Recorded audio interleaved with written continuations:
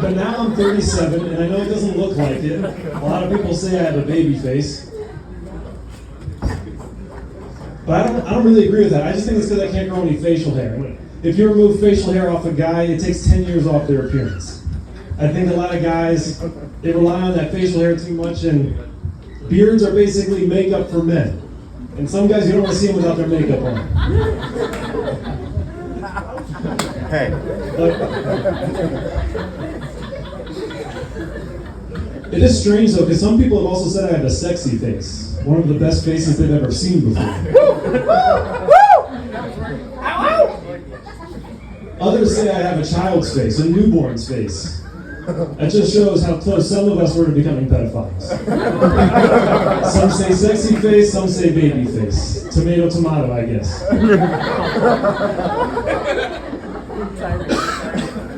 But yeah, I'm 28. I don't know if I said that yet.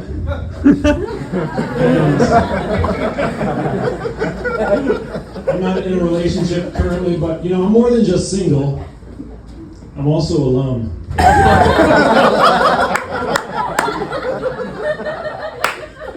I had my first ever girlfriend a couple years ago, and it was great.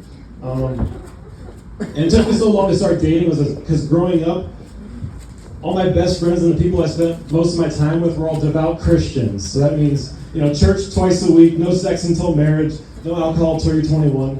And me personally, I'm not religious. And so that means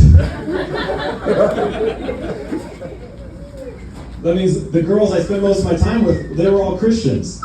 So I would get feelings for them, and then eventually ask them out on a date once I worked up the courage, and they would reject me because I'm not godly enough for them. And, you know, that just isn't fair when you think about it, because I'm kind of like Jesus. Except, instead of turning water to wine, I turn water to pee.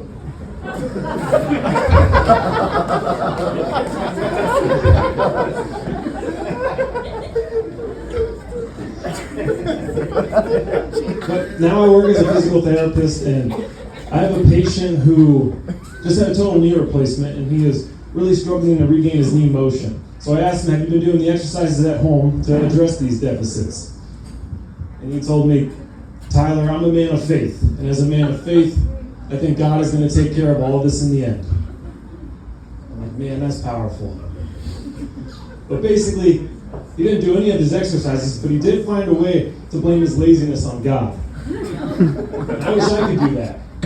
Anytime you don't want to do something, just blame it on the man upstairs. Someone asks you to help them move in on a Sunday. Sorry, man, it's the Lord's day. You don't need to worship. Or you sleep in through your alarm and you're late for work one day. I guess it wasn't in God's plan. You know, hit that snooze button, try again tomorrow.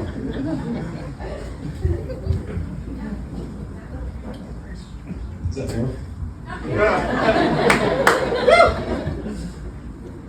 I have noticed that atheists use astrology to satisfy this desire. You don't see religious people that are that into astrology. And these astrology enthusiasts will even avoid dating people of a certain sign because their signs don't align. Sound familiar? I've heard someone say, I'm a Scorpio, he's a Gemini, I'm just too much for him to handle, without any doubt of the decision they just made in their mind.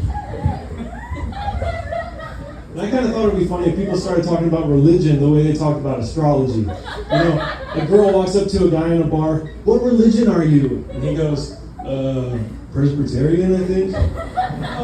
Of course you're a Presbyterian. I'm always so attracted to Presbyterians. The last two guys I dated were Presbyterians. Deep cut. About getting into astrology because it seems so convenient, right? Notice any personal weaknesses, you just blame it on your sign.